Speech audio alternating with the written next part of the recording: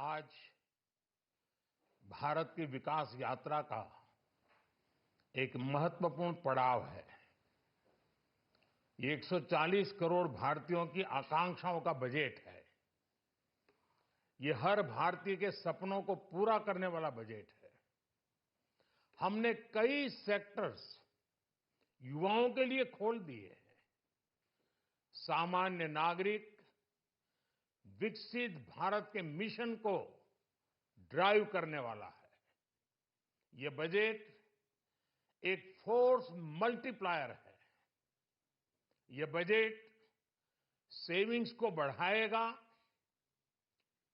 Investment को बढ़ाएगा, consumption को बढ़ाएगा और ग्रोथ को भी तेजी से बढ़ाएगा। मैं वित्त मंत्री निर्मला सीतारमण जी और उनकी पूरी टीम को इस जनता जनार्दन का बजट, पीपल्स का बजट, इसके लिए बहुत बहुत बधाई देता हूं। साथियों, आमतौर पर बजट का फोकस इस बात पर रहता है कि सरकार का खजाना कैसे भरेगा, लेकिन ये बजट उससे बिल्कुल उल्टा है। लेकिन ये बजट देश के नागरिकों की जेब कैसे भरेगी, देश के नागरिकों की बचत कैसे बढ़ेगी और देश के नागरिक विकास के भागीदार कैसे बनेंगे, ये बजट इसकी एक बहुत मजबूत नींव रखता है। साथियों, इस बजट में रिफॉर्म की दिशा में महत्वपूर्ण कदम उठाए गए हैं। न्यूक्लियर एनर्जी में प्राइवेट सेक्टर को बढ़ावा देने का निर्णय बहुत ही ऐतिहासिक है। ये आने वाले समय में सिविल न्यूक्लियर एनर्जी का बड़ा योगदान देश के विकास में सुनिश्चित करेगा। बजट में रोजगार के सभी क्षेत्रों को हर प्रकार से प्राथमिकता दी गई है। लेकिन मैं दो चीजों पर ध्यान आकर्षित करना चाहूंगा। उन रिफॉर्म्स की मैं चर्चा करना चाहूंगा जो आने वाले समय में बहुत बड़ा परिवर्तन लाने वाले हैं। एक, इंफ्रास्ट्रक्चर स्टेटस देने के कारण भारत में बड़े शिप्स के निर्माण को बढ़ावा मिलेगा। आत्मनिर्भर भारत अभियान को गति मिलेगी और हम सब जानते हैं कि शिप बिल्डिंग ये सर्वाधिक रोजगार देने वाला क्षेत्र है। उसी प्रकार से देश में टूरिज्म के लिए बहुत संभावना है। महत्वपूर्ण 50 टूरिस्ट डेस्टिनेशन, वहां पर जो होटल्स बनाएंगे, उस होटल को पहली बार इंफ्रास्ट्रक्चर के दायरे में लाकर टूरिज्म पर बहुत बल दिया है। इससे हॉस्पिटैलिटी सेक्टर को, जो रोजगार का बहुत बड़ा क्षेत्र है, और टूरिज्म जो रोजगार का सबसे बड़ा क्षेत्र है, एक प्रकार से चारों तरफ रोजगार के अवसर पैदा करने वाला एक क्षेत्र को ऊर्जा देने वाला काम करेगा। आज देश विकास भी, विरासत भी, इस मंत्र को लेकर चल रहा है। इस बजट में भी इसके लिए भी बहुत महत्वपूर्ण और ठोस कदम उठाए गए हैं। 1 करोड़ पांडुलिपियों के लिए संरक्षण के लिए, मैन्युस्क्रिप्ट के लिए ज्ञान भारतम मिशन लॉन्च किया गया है। साथ ही भारतीय ज्ञान परंपरा से प्रेरित एक नेशनल डिजिटल रिपोजिटरी बनाई जाएगी। यानी टेक्नोलॉजी का भरपूर उपयोग किया जाएगा और हमारा जो परंपरागत ज्ञान है उसमें से अमृत निचोड़ने का भी काम होगा। साथियों, बजट में किसानों के लिए जो घोषणा हुई है वो कृषि क्षेत्र और समूची ग्रामीण अर्थव्यवस्था में नई क्रांति का आधार बनेगी।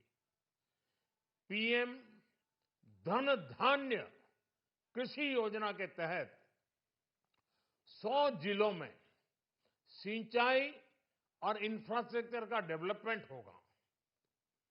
किसान क्रेडिट कार्ड की लिमिट 5 लाख तक होने से उन्हें ज्यादा मदद मिलेगी। साथियों, अब इस बजट में 12 लाख रुपए तक की आय को टैक्स से मुक्त कर दिया गया है। सभी आय वर्ग के लोगों के लिए टैक्स में भी कमी की गई है। इसका बहुत बड़ा फायदा हमारे मिडिल क्लास को, नौकरी पेशे करने वाले जिनकी आय बंधी हुई है ऐसे लोगों को, मिडिल क्लास को इससे बहुत बड़ा लाभ होने वाला है। उसी प्रकार से जो नए नए प्रोफेशन में आए हैं, जिनको नए नए जॉब मिले हैं, इनकम टैक्स की ये मुक्ति उनके लिए एक बहुत बड़ा अवसर बन जाएगी। साथियों, इस बजट में मैन्युफैक्चरिंग पर 360 डिग्री फोकस है ताकि एंटरप्रेन्योर्स को, एमएसएमईज को, छोटे उद्यमियों को मजबूती मिले और नई जॉब पैदा हो। नेशनल मैन्युफैक्चरिंग मिशन से लेकर clean tech, leather, footwear, toy industry जैसे अनेक सेक्टर्स को विशेष समर्थन दिया गया है। लक्ष्य साफ है कि भारतीय प्रोडक्ट्स ग्लोबल मार्केट में अपनी चमक बिखेर सके। साथियों, राज्यों में इन्वेस्टमेंट का एक वाइब्रेंट कॉम्पिटिटिव माहौल बने, इस पर बजट में विशेष जोर दिया गया है। एमएसएमईज और स्टार्टअप के लिए क्रेडिट गारंटी को दोगुना करने की घोषणा भी हुई है।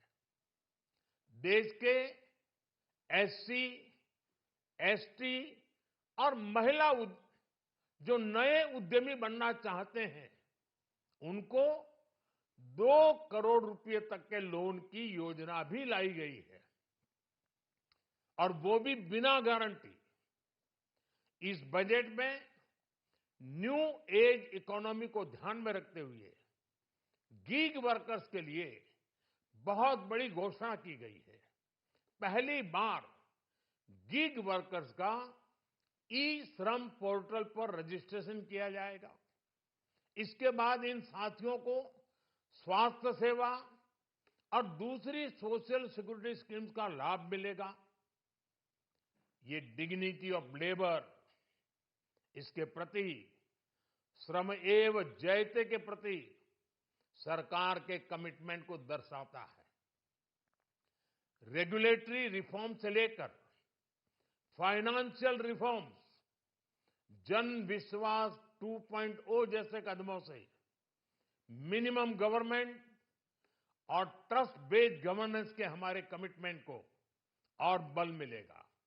साथियों, ये बजट न केवल देश की वर्तमान आवश्यकताओं को ध्यान में रखता है बल्कि हमें भविष्य की तैयारी करने में भी मदद करता है। स्टार्टअप के लिए deep tech fund, geospatial mission और न्यूक्लियर एनर्जी मिशन ऐसे ही महत्वपूर्ण कदम है। मैं सभी देशवासियों को एक बार फिर इस ऐतिहासिक पीपल्स बजट की बधाई देता हूं और फिर एक बार वित्त मंत्री जी को भी बहुत बहुत बधाई देता हूं। बहुत बहुत धन्यवाद।